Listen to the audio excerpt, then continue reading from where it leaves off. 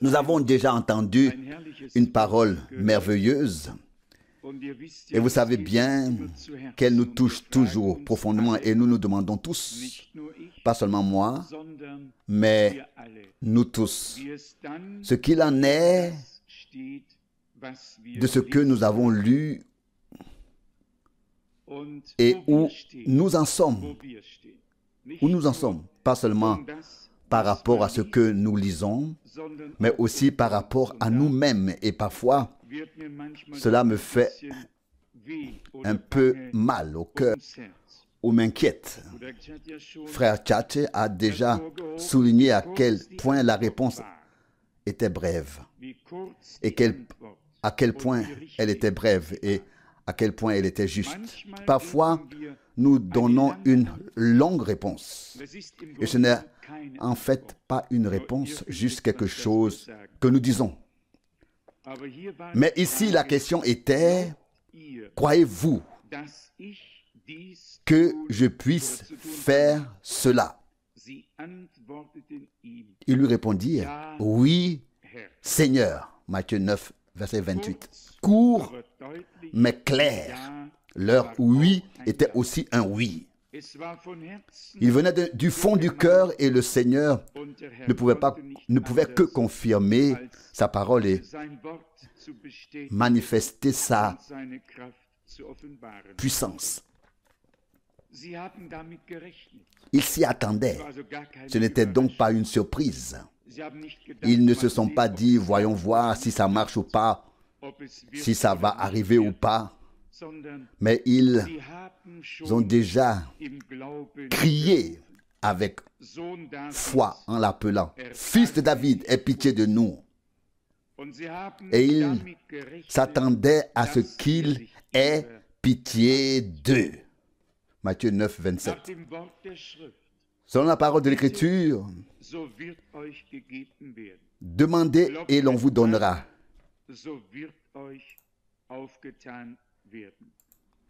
Frappez et on loue et on vous ouvrira. Matthieu 7, verset 7. Il est donc écrit, Jésus leur répondit, croyez-vous que je puisse faire cela? Ils lui répondirent, oui Seigneur. Matthieu 9, 7. Nous aussi nous croyons qu'il peut tout faire. Et nous croyons qu'il le fera. Car il l'a promis. Pouvoir et vouloir peuvent être deux choses différentes. Mais il veut et il peut. Il peut et il veut. Et il le fera. Car il est Dieu. Et il ne peut revenir sur sa parole. Verset 29, Matthieu 9. Alors il toucha leurs yeux et dit, qu'il vous soit fait selon votre foi. Malheur à eux s'ils avaient seulement dit qu'ils croyaient sans croire. Que se serait-il passé alors?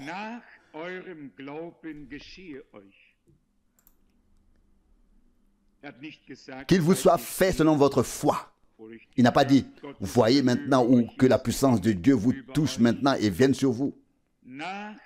Qu'il vous soit fait selon votre foi. Et cela arriva. Leur oui, Seigneur, était prononcé avec foi. Ils s'y attendaient. Et le Seigneur a vu leur foi et a agi et a fait selon leur foi. Cela me rappelle l'histoire des 4 hommes qui ont découvert le toit et ont déposé le paralytique devant le Seigneur. Dans Marc 2, verset 4, il est écrit, quand il, alors c'est-à-dire le Seigneur, quand il vit leur foi, à savoir la foi de ceux qui là-haut tenaient la corde dans leurs mains pour le descendre. Quand il vit leur foi, la foi de ceux qui ont descendu l'homme aux pieds de Jésus. C'était en fait une bonne idée. La foi trouve toujours un chemin. Et ce chemin est bon et bénéfique et plein de bénédictions. La foule était si dense qu'il était impossible de passer avec le lit de transport. Mais lorsque la décision vint d'en haut, ils durent nécessairement faire place. Ils resserrèrent alors les rangs afin de faire de la place et que cet homme puisse enfin être descendu. La foi trouva un chemin. La foi a obtenu la réponse. Il ne peut en être autrement aujourd'hui. Je crois que nous devons déclarer la guerre à l'incrédulité et nous ranger du côté de Dieu et simplement agir dans la foi.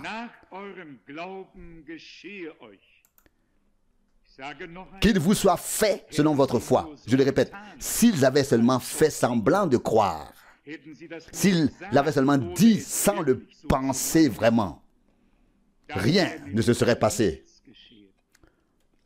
Mais parce qu'ils croyaient, cela s'est produit.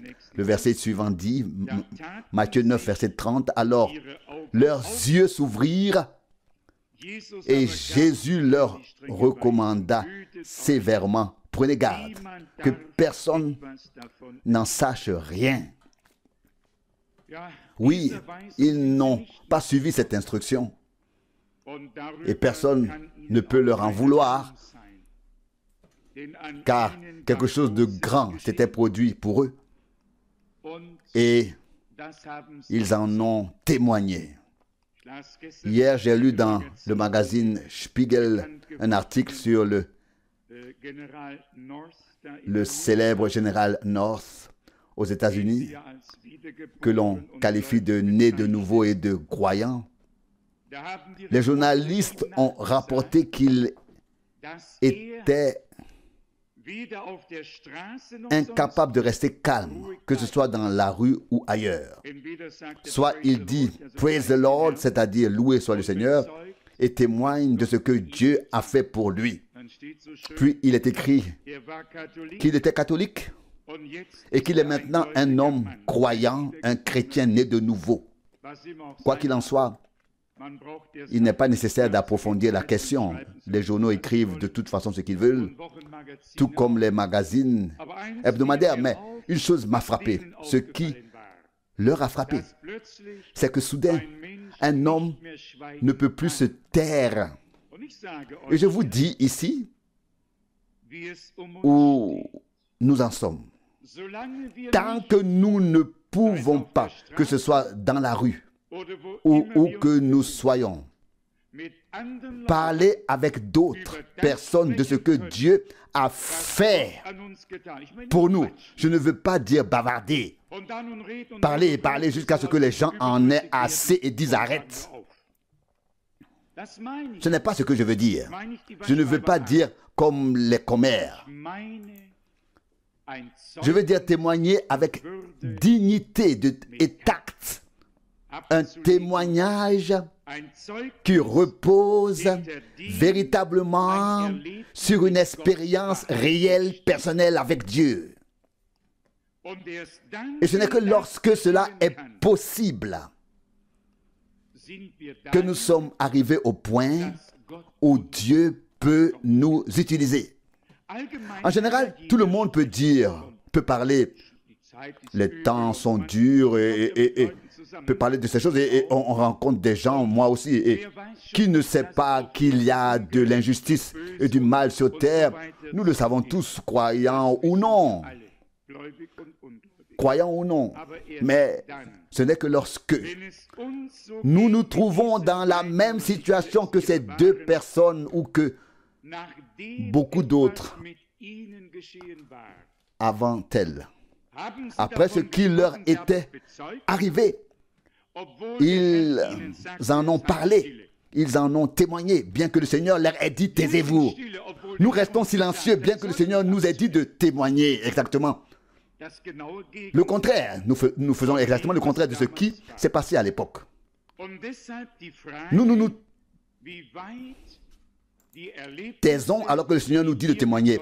D'où la question de savoir dans quelle mesure les expériences que nous avons vécues avec Dieu sont suffisamment fraîches, authentiques et vraies pour que nous puissions les transmettre à d'autres. Je ne parle pas ici de faire de la musique et d'attiser l'enthousiasme, car nous en sommes tous capables et je ne le dis pas cela. Et je ne dis pas cela pour critiquer. Nous avons tous compris même de loin que cela ne suffit pas. Il faut plus que de la musique, plus que de l'enthousiasme. Il faut que ce soit une chose de Dieu. Dieu doit être réellement le contenu de cette chose. Si ce n'est pas le cas, ce n'est qu'une idée. Et alors l'affaire est vouée de toute manière à l'échec.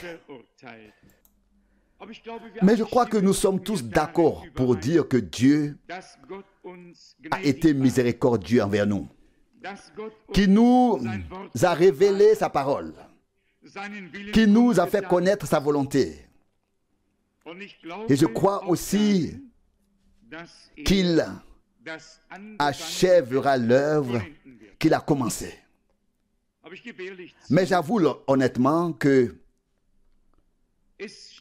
je ne suis pas toujours dans le même état d'esprit qu'en ce moment, alors que je me tiens ici. Combien de fois ai-je crié ces dernières semaines, « Seigneur, mon esprit, mon âme sont comme emprisonnés. Je veux m'échapper. Je veux être libre. Jouir de la liberté de Dieu. Je veux être ce que tu veux faire de moi. » Je crois que nous sommes tous comme ça. Nous sentons qu'il y a en nous quelque chose de complètement différent de ce que nous révélons à l'extérieur ou de ce qui a été révélé à l'extérieur jusqu'à présent. Et tout cela m'a rappelé la prédication de frère Branham, les âmes en prison. Et vous savez que lorsque l'ennemi passe à l'action, il peut aussi rendre la vie difficile aux croyants. Même aux croyants. Et principalement aux croyants. Pour les autres, il huile les rouages et dirige tout pour que tout se passe bien. Mais nous savons malgré tout que Dieu a fait de si grandes choses en nous que l'ennemi ne peut pas nous atteindre et peut-être semer en nous des doutes concernant Dieu ou nos expériences avec Dieu. Mais il peut nous asservir en nous faisant croire que nous ne sommes peut-être pas ce que nous devrions être. Mais Dieu veillera également là-dessus et accordera sa grâce afin que cela ne reste pas une simple constatation, mais une confiance en Dieu. Et je vous le dis, cette parole parle à mon cœur. Nous attendons parfois de Dieu que des choses se produisent à un moment donné, un jour ou l'autre. Et en réalité, si nous croyons que le Seigneur est présent, alors elles ne doivent pas se produire un jour ou l'autre, elles peuvent se produire maintenant. Et le Seigneur nous demande, croyez-vous que je puisse vous faire cela? Et alors nous sommes obligés de répondre, oui Seigneur. Car qui oserait dire non Seigneur? Tu ne peux pas. Il parle depuis des temps anciens et il dit, y a-t-il quelque chose qui m'est impossible? Il le dit dans Genèse 18, 14. À Abraham ou à Sarah? À Abraham, non, c'était bien. À Abraham. Y a-t-il quelque chose qui est impossible au Seigneur? Non, justement pas. Mais la question est de savoir si nous comptons vraiment sur le Seigneur pour nous accepter tels que nous sommes. Non pas que nous devions maintenant nous mettre devant le miroir religieux et nous maquiller pour nous rendre plus beaux, mais venir devant le Seigneur tel que nous sommes, mais avec un cœur sincère, car Dieu regarde le cœur. Et il est dit très clairement de David qu'il était un homme selon le cœur de Dieu. 1 Samuel 13, 14, il n'est pas écrit que cela était selon le cœur de beaucoup d'autres, mais selon le cœur de Dieu. Il avait trouvé grâce aux yeux de Dieu. Et je crois, comme je l'ai déjà dit, que nous aussi nous avons trouvé grâce aux yeux de Dieu. Nous devons maintenant nous occuper des petits renards qui détruisent la vigne. Ce ne sont pas les grandes choses, car nous les remarquons tous trop vite. Mais ce sont les petites choses qui nous retiennent certainement. Et nous devons savoir une chose. Aller de l'avant, c'est seulement possible ensemble avec Dieu. Pas en faisant cavalier seul et pas en s'opposant les uns aux autres et en étant les uns contre les autres. Vous verrez, tout, chaque nouvelle idée, chaque nouvel enseignement, tout, chaque nouveau mouvement, quel qu'il soit, finira tôt ou tard par s'enliser. Seul Dieu atteindra son but avec ceux qui suivent son chemin jusqu'au bout dans l'obéissance de la foi. Ceux qui lui ont fait confiance, même lorsqu'ils se croyaient prisonniers, donc immobiles. Et pourtant, nous devons dire, comme Paul l'a dit, bien que je sois enchaîné, la parole de Dieu n'est pas enchaînée. 2 Timothée 2, 9. Même si nous sommes comme enchaînés par les circonstances, la parole que nous avons reçue et proclamée n'est ni liée ni enchaînée. Au contraire, elle a apporté la délivrance à beaucoup et a donné à beaucoup la lumière et la révélation par la grâce. Et pourtant, nous avons en nous un désir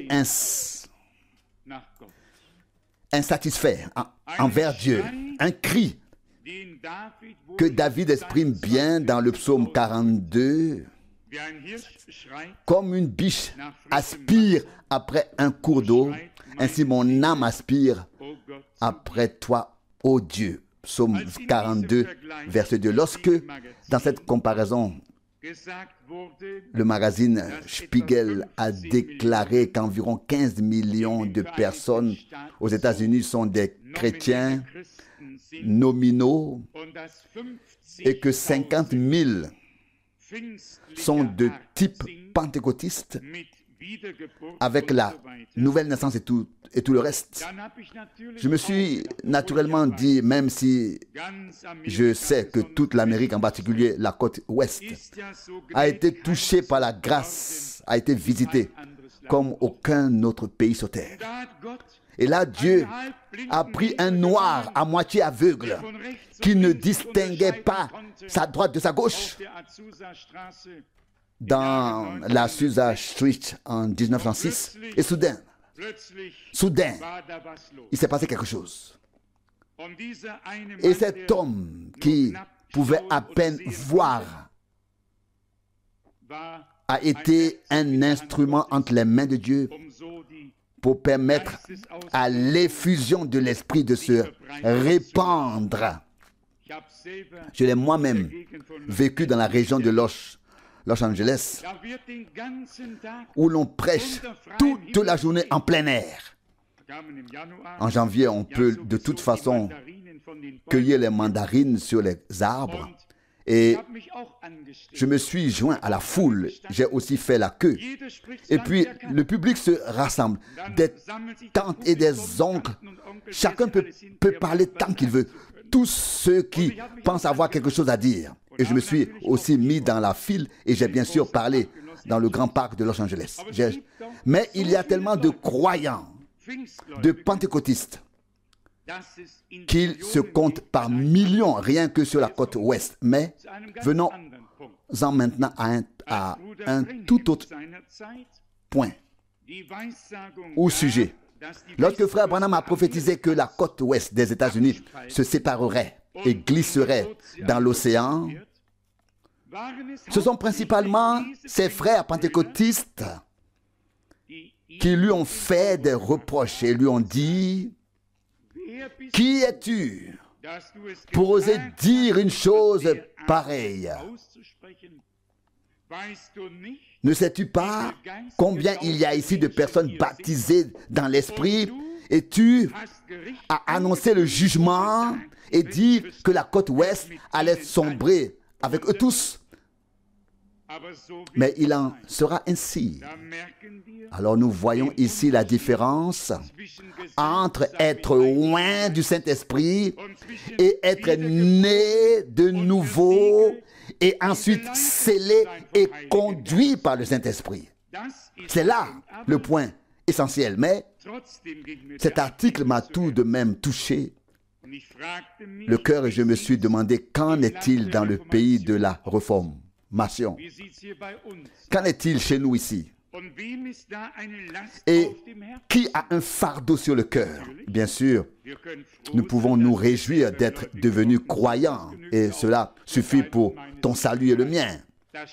Nous ne le contestons pas. Pour être sauvé, béatifié, il suffit que Dieu m'ait accordé sa grâce. C'est très clair. Et cela te suffit que Dieu t'ait accordé sa grâce. Tu n'as pas besoin de plus si tu veux être sauvé pour toi seul. Mais si nous voulons que d'autres soient sauvés, alors il faut de l'amour salvateur, un amour du Sauveur ardent en nous. Il faut de la compréhension. Il faut que certaines choses soient encore mises dans notre cœur afin de pouvoir montrer le chemin aux autres.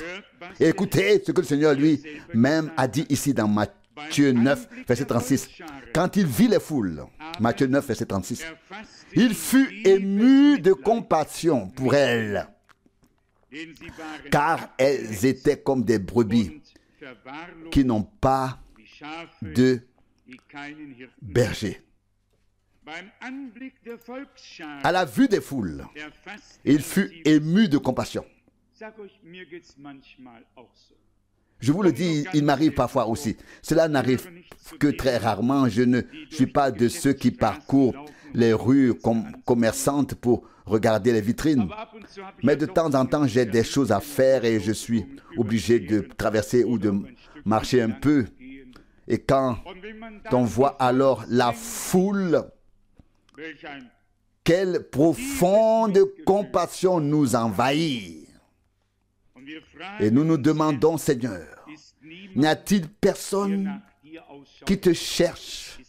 N'y a-t-il personne qui croit encore ou qui doit encore être sauvé? Et alors un désir très particulier s'éveille en nous: Seigneur, remue encore une fois le ciel et la terre et répands ton esprit, afin que les hommes soient attirés par ton esprit. Car il est écrit: nul ne peut venir à moi si ce n'est que le Père l'attire. Premièrement, Jean 6, 44, l'Esprit de Dieu doit agir dans le cœur des hommes. Mais où cela se passe-t-il? Quand cela s'est-il passé à la Pentecôte? Quand cela s'est-il passé ici et là? Partout où les hommes de Dieu, où le peuple de Dieu était réuni pour écouter la parole. Là, le Seigneur a sauvé. Là, il a béatifié. Là, il a béni. Là, il a répandu son esprit. Et les hommes ont été amenés à lui. Nous ne devrions pas commencer maintenant à sauter à la légère ou à applaudir, mais devenir plus libre à l'intérieur, plus libre à l'extérieur. Remercier Dieu de tout cœur pour ce qu'il a fait et aussi pour ce qu'il fera encore. Aussi la compassion doit aussi nous être donnée. Qu'il a dit, les sauvés ont les sentiments du Sauveur. Et alors je pense que l'on serait certainement, je ne veux même pas citer cet homme, mais C'est un de nos grands penseurs et poètes qui a fait cette remarque sur les croyants et nous nous sentons concernés. En tant que rachetés, nous devrions avoir l'air. Nous devrions plus ressembler à des gens qui sont rachetés. Un message devrait émaner de nous.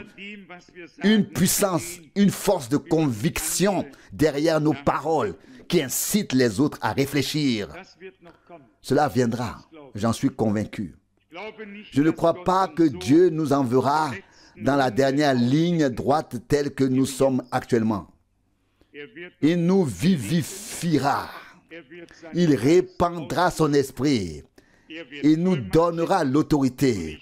Et je n'attends rien de moins que ce qui était au commencement. Il ne peut en être autrement. Et quand on considère que le monde entier est devenu encore plus démoniaque, pire et plus mauvais, on pourrait presque croire qu'il faut une double mesure de la puissance de Dieu dans cette génération pervertie et tordue et détournée de Dieu. Sans cela, on ne peut pas partir. On ne peut pas sortir. Non. Nous devons demander au Seigneur de nous aider. Puis il dit à ses disciples, dans Matthieu 9, 37 à 38, la moisson est grande, mais les ouvriers sont peu nombreux. 38, verset 38, priez donc le Maître, le Seigneur de la moisson, d'envoyer des ouvriers dans sa moisson. Ce n'est pas notre champ. Ce n'est pas notre travail. Ce n'est pas notre œuvre. Ce n'est pas notre chose. C'est l'affaire de Dieu, c'est la chose de Dieu, c'est le royaume des cieux. C'est écrit ici, c'est le royaume de Dieu. C'est-à-dire Jésus parcourait toutes les villes et tous les villages, enseignant dans leurs synagogues, proclamant l'évangile du royaume et guérissait toute maladie et toute infirmité. Matthieu 9, 35. J'ai aussi dit cela parfois au Seigneur, comme ce serait beau aussi, sans pour autant souhaiter ou désirer le ministère prophétique du frère Branham, nous pouvions tout de même avoir une confirmation vraiment apostolique. Pas pour nous, pas à cause de nous, nous n'avons pas besoin de confirmation, nous croyons de tout notre cœur. Mais pour ceux qui viennent de nous rejoindre, cela renforcerait leur foi. Mais mes frères et sœurs, croyez, moi, il faut créer la bonne atmosphère pour tout. Et nous qui sommes devenus croyants, une fois pour toutes, et j'espère maintenant, que nous devenions raisonnables, sobres. Nous devons vraiment être en toutes choses. Et nous devons, il y a tant d'exemples que l'on pourrait citer où l'incrédulité, la méfiance et tout ce qui s'y rapporte sont semés. Et déjà les mains sont liées et Dieu ne peut pas agir pleinement. Cela doit être un peu comme à l'époque de Pierre ou dans la maison de Corneille. Ils ont dit, nous nous sommes réunis ici devant la face de Dieu pour entendre ce que Dieu t'a chargé de nous dire. Acte 10, 33. S'il s'était demandé, mais pourquoi est-il venu à dos de chameau ou sans moyen de transport, pourquoi conduit-il une Mercedes et pas une vieille Volkswagen, etc. On entend cela sans cesse. Personne n'est plus stupide que les croyants. Et aucun être humain sur terre n'est autant manipulé par Satan qu'eux. Et ils ne le savent pas. Ils ne savent pas à quel point ils sont à sa disposition. Chaque être humain, qu'il soit croyant ou non, a le droit de prendre des décisions terrestres selon sa conscience Celui qui veut marcher, qu'il marche.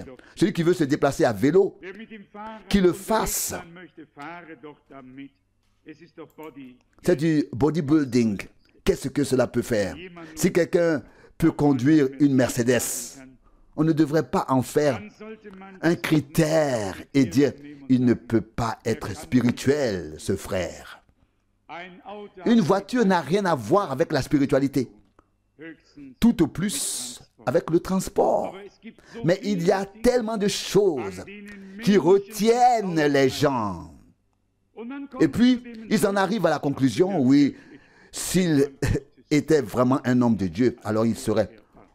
On établit des normes.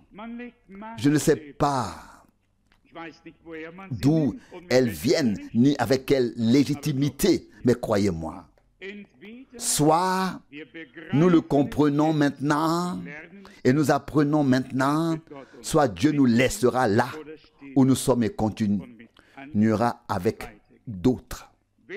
Quand l'heure de Dieu sonne, il y a un progrès. Il y a une avancée. L'immobilisme doit cesser de rester sur place. Lundi soir, j'ai reçu la visite d'un homme non-croyant de cette ville qui connaît maintenant quelques personnes et qui a passé ses vacances en Espagne avec l'un des représentants du message aux États-Unis, comme ils disent, qui se trouve à environ à 15 km d'ici à vol d'oiseau. Il m'a dit soudain, Monsieur Franck, je vous ai parlé plusieurs fois, dites-moi maintenant, pourquoi les hommes qui sont venus vous voir ici ont tant de choses négatives à dire sur vous, ont tant de choses négatives, mauvaises à dire sur vous. Puis vient la question suivante, connaissez-vous cet Américain? J'ai dit oui, je réponds, je ne le connais pas. Je ne le connais pas, je l'ai vu 2 ou 3 fois, tout au plus. L'homme s'était alors redressé, il s'était penché en avant sur son siège et il a dit, Monsieur Franck, je ne comprends plus rien. Comment cet homme peut-il dire autant de choses négatives et de méchanceté, répandre de telles calomnies à votre sujet? Et puis il a ajouté, curieusement, je ne vous ai jamais entendu faire la moindre remarque sur qui que ce soit. Qu'est-ce que cela signifie? Vous connaissez tous le verset dans le sermon sur la montagne, Matthieu 5, où il est dit, ne jetez pas vos perles aux cochons. Matthieu 7, verset 6. Les perles ne sont rien d'autre que les croyants, les croyants, les croyants. Vous savez que je ne parle pas de parabole, car cela ne m'est pas donné. Mais quand le Seigneur dit que quelqu'un a tout vendu pour acheter le champ avec les perles précieuses, alors nous sommes les perles. Car il n'y en a qu'un qui a tout laissé pour obtenir ces perles précieuses. Matthieu 13, verset 46. Mais quand un croyant reproche à un autre croyant, et cela devant un incroyant, ce n'est pas bien. Faire des reproches concernant un croyant devant un incroyant, ce n'est pas bien. Et le temps viendra où l'incroyant se retournera, comme il est écrit, et mettra en pièces ceux qui ont fait cela. On peut déjà trouver à redire à la décence des croyants qui parlent de croyants à d'autres croyants. Cela ne se fait pas non plus. Cela ne se fait pas non plus. Quand on a quelque chose à régler, il faut aller voir la personne concernée, lui parler, car c'est bien de lui qu'il s'agit. Et régler les choses avec cette personne et personne d'autre. Ne pas changer. Si nous avions cette clé et que nous n'écoutions plus personne, qui veut dire quelque chose sur un tiers, mais que nous disions immédiatement, attendez, un moment, un instant, laissez-moi appeler et nous en parlerons ensemble. Je l'appelle avant que tu continues. Ensuite, tu pourras parler quand il sera présent. Alors, les choses seraient tout à fait différentes. Les personnes concernées diront alors, non, non, pas maintenant, je n'ai pas le temps. C'est comme ça. Si quelqu'un a vraiment le courage de dire, attendez, avant de parler de quelqu'un, appelons cette personne pour que la personne puisse être présente et écouter ce qu'on a à dire sur elle. Oui, si nous prenons position pour pouvoir nous défendre, alors les personnes concernées n'ont pas le temps, n'est-ce pas? Mais si cela n'avait pas été le cas, ils auraient caqueté, comme on dit, toute la soirée, comme s'ils avaient quelque chose à couver. C'est comme ça. Et excusez-moi si je le dis aussi cru. En tant que croyants, nous devons enfin devenir raisonnables. Nous devons laisser chacun être et laisser. Laissez chacun être et aller. C'est un chemin que chacun doit parcourir. Parfois, nous ne nous comprenons pas nous-mêmes. Comment pouvons-nous alors attendre des autres qu'ils nous comprennent? Mais est-ce que ça va mieux quand on en parle? Est-ce que ça change quoi que ce soit? Peut-être sauf que ça empire. Mais ça ne s'améliore pas, n'est-ce pas? Non, certainement pas. Bon, gardons ça à l'esprit. Nous n'avons qu'un seul adversaire et c'est l'ennemi. Nous n'avons qu'un seul maître, c'est le Seigneur. Et nous sommes tous frères les uns pour les autres. Et comme des membres, nous appartenons à un seul corps dont Jésus-Christ est la tête. Que personne ne se flatte, ne s'imagine d'entrer dans la gloire en laissant derrière lui tous ses frères et sœurs dans la joie. Non. Il n'y a pas un seul homme qui sera enlevé sans avoir dans son cœur le désir que tous les autres soient également enlevés. Celui qui pense que cela n'est juste que pour lui seul, cela lui... Alors, il sera lui-même déçu. Croyez-moi, il existe dans les Saintes Écritures des critères qui doivent simplement être appliqués pour nous examiner nous-mêmes, à voir où nous en sommes. Si nous n'avons pas une compassion sincère pour tous, même pour ceux qui ne nous comprennent pas, et si nous ne croyons pas et n'espérons pas pour eux ce qui arrivera à la fin pour eux et pour nous, qui peut le dire avec une certitude absolue pour nous tous? Qui peut le dire? Il est écrit dans le prophète Ézéchiel qu'un homme qui a fait le mal toute sa vie, mais qui se convertit ensuite au bien, ne sera pas tenu responsable du mal. Ézéchiel 18, 22. Et un homme peut-être fait le bien toute sa vie, et peut-être à la dernière minute ne pas le faire. Et soudain, le bien ne lui sera pas compté. Et il se retrouvera déçu. Il se retrouvera déçu. Seul la fin révélera la décision finale.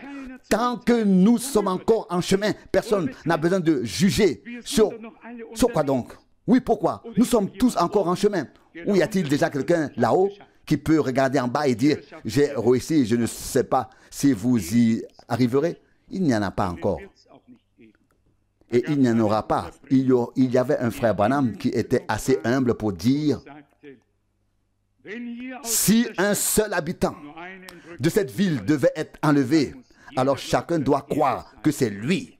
Et je crois que ce sera moi. » La foi personnelle doit être en chacun de nous. Mais il faut aussi admettre que l'autre en fera partie. En fera partie. Comme nous aspirons à ce que tout cela devienne réalité. Et je voudrais vous encourager tous à prier avec ferveur en présence de Dieu, au nom du Seigneur.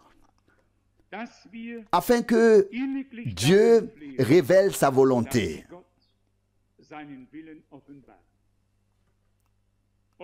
Et s'il y a un obstacle, que ce soit dans ma vie ou dans la vôtre, dans notre vie, vous êtes certainement d'accord avec moi pour dire que nous voulons que Dieu l'élimine. Je le veux. Et cela à tout prix. Quoi qu'il en coûte, je veux que Dieu enlève de ma vie ce qui l'empêche d'agir. Et si nous sommes tous de la même conviction et que nous le présentons devant le Seigneur, alors il le fera. Il le fera. Pouvons-nous le croire? À chaque fois que quelque chose vient de Dieu et que nous sommes interpellés, nous devons donner notre accord. Nous devons alors pouvoir dire, oui Seigneur. La prédication doit être liée à la foi et y être connectée. Et alors, cela se produit.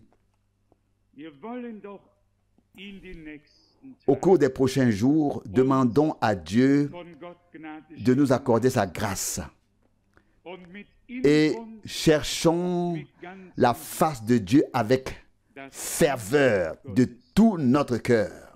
Vous savez, en ce qui concerne la proclamation, Dieu a gardé sa main sur moi à cause de l'appel, à cause du mandat. Et je suis certain que rien de ce qui a été enseigné, prêché, proclamé ne devra être retiré. Bien au contraire, je crois que cela s'est fait avec une clarté qui n'a peut-être jamais existé sur terre. Mais il s'agit de bien plus que cela. Il ne s'agit pas seulement de la proclamation dont nous nous réjouissons, pour laquelle nous sommes reconnaissants, de l'enseignement et de la révélation. Il s'agit que la puissance de résurrection de Jésus-Christ, notre Seigneur, se manifeste dans son Église. Il s'agit de la crédibilité de notre témoignage par la présence de Dieu lui-même. Notre témoignage doit être rendu crédible, confirmé par Dieu lui-même. Et quand il est dit que le Seigneur agissait, travaillait avec eux, c'est ce qui est écrit, si je ne me trompe pas, dans Marc, dans le dernier chapitre, dans les derniers versets, que le Seigneur agissait avec eux.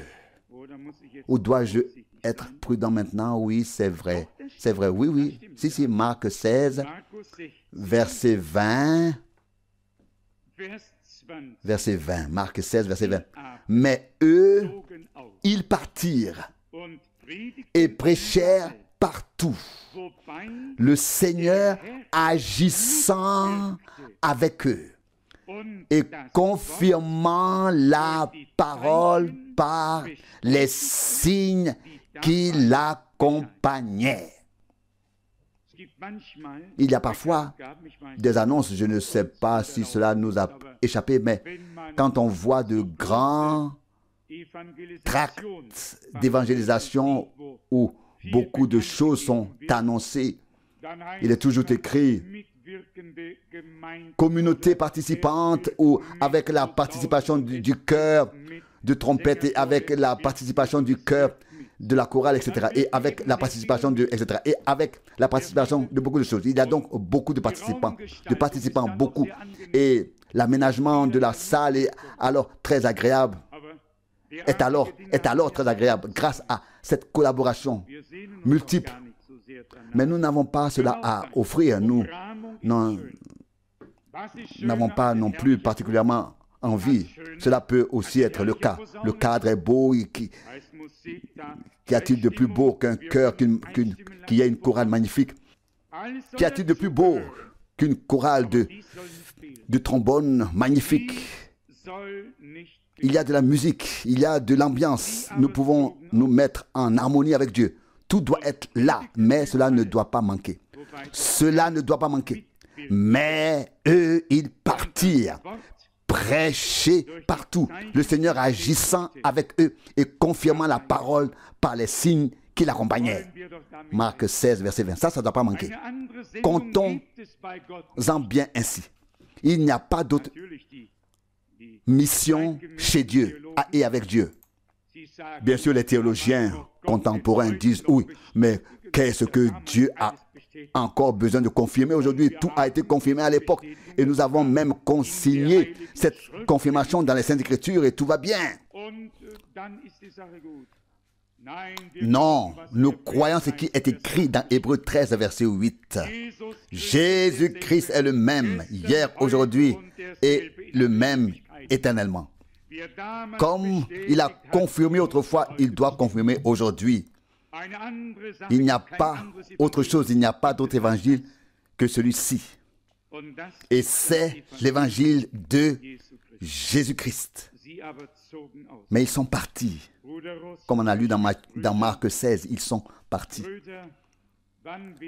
Frère Rousse, frère Schmitt, frère, quand partirons-nous ainsi? Quand partirons-nous ainsi comme nos frères sont partis au commencement? Quand connaîtrons-nous la même confirmation et la même légitimation par l'intermédiaire de notre Seigneur qui agissait avec eux? Que disait frère Branham dans une prédication? Dieu a envoyé Christ et il était en Christ. Christ a envoyé ceux qu'il a appelés et il était en eux et avec eux pour confirmer la parole. Dieu le fera. Pour cela, j'ai besoin d'une communion sans nuage avec lui, d'une connexion avec Dieu, sans tout ce qui peut me peser et me tirer vers le bas, à gauche et à droite. Je souhaite que nous arrivions à ce que tout ce qui ne nous aide pas à être réellement à la disposition du Seigneur soit écarté de nous, soit ôté de nous, frères, qui sommes au service de Dieu. Au service de Dieu. Qu'a dit frère Branham dans une parole qu'il a adressée à l'Assemblée? Placez-vous devant le prédicateur et si quelqu'un dit quelque chose à son sujet, réprimandez-le et arrêtez-le. Vous vous en souvenez, je l'ai déjà publié. Qui parmi nous a fait cela? Qui, quand on a dit quelque chose à propos de nos frères qui servent, qui a dit, arrête, pas comme ça. Oui, être là et peut-être hocher la tête, que ce soit parce que vous vous êtes endormi ou parce que vous êtes d'accord avec les critiques, cela n'a pas d'importance, cela ne suffit pas. Nous devons réellement nous considérer comme une unité divine et nous devons nous défendre les uns les autres. Pas seulement pour les frères qui servent, nous devons nous défendre les uns les autres à tout moment, à 100%. Et cela ne faillira jamais, jamais. Au contraire, il ne sera plus possible de semer la discorde et nous pourrons au moins parvenir à l'unanimité entre nous. Et alors, si Dieu le veut, du moins je l'espère, Dieu aussi encore aura pitié de nous. Je n'exclus toutefois pas tous les autres, car la miséricorde de Dieu est grande.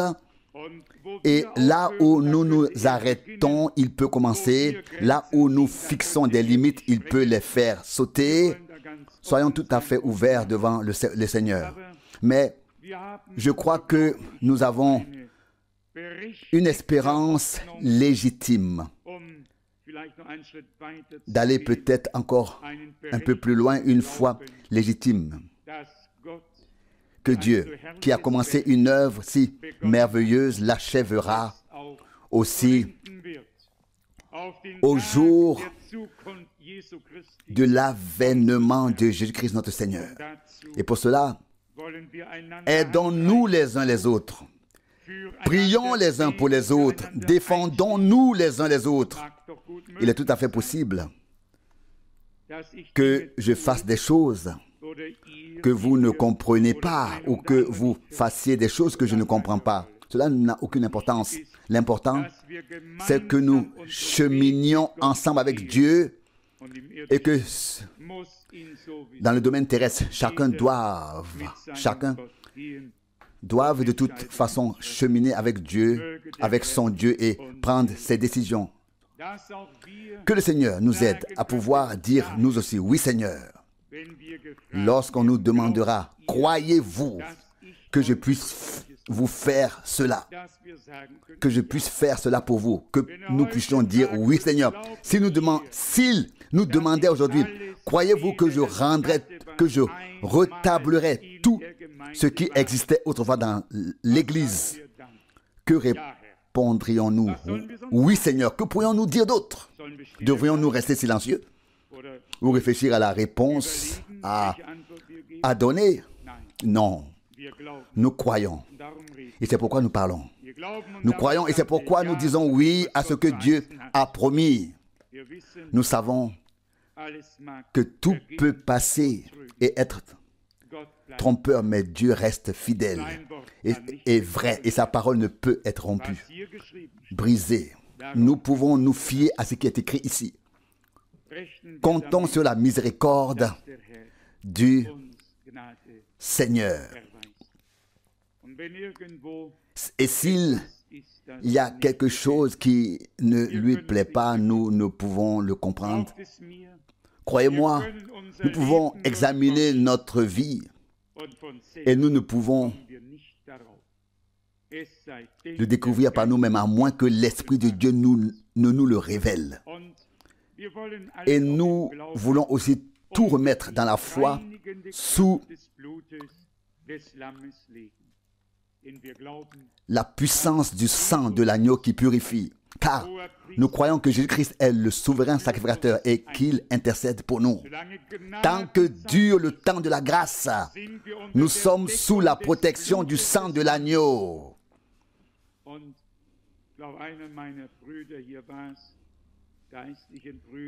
Et c'était l'un de mes frères ici, un frère dans la foi ou un frère dans la chair, je ne sais pas exactement. Pour l'instant, j'essaie de comprendre, mais il m'a dit, pendant le temps de la grâce, Dieu ne peut rien nous imputer. Celui qui croit au pardon par le sang ne peut pas croire en même temps que Dieu ne peut pas pardonner ou qu'il n'a pas pardonné. Comprenez-vous cela? On ne peut pas croire d'un côté que Dieu a pardonné et vouloir croire de l'autre côté que Dieu n'a pas pardonné quelque chose. Est-ce possible ou non? Ce n'est pas possible. Soit nous croyons que Dieu a pardonné, soit nous croyons qu'il n'a pas pardonné ou qu'il ne peut pas pardonner. Est-ce vrai ou non? En général, nous croyons que Dieu a pardonné. Et puis soudain, l'ancien ennemi surgit. Oui, mais sais-tu seulement si Dieu a pardonné? Sais-tu? Es-tu sûr? Et déjà, ça commence. Non. Ne nous jetons pas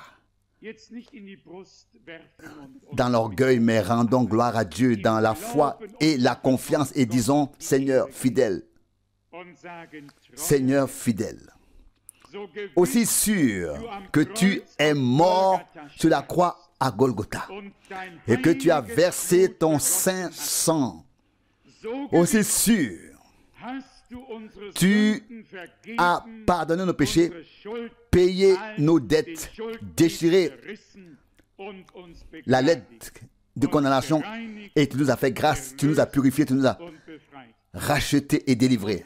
Et alors, il ne nous reste vraiment plus qu'à remercier Dieu et à lui apporter l'adoration, car nous avons alors pleinement compris à ce moment-là qu'il a fait de grandes choses pour nous. Il a fait. À lui soit la gloire. Amen. So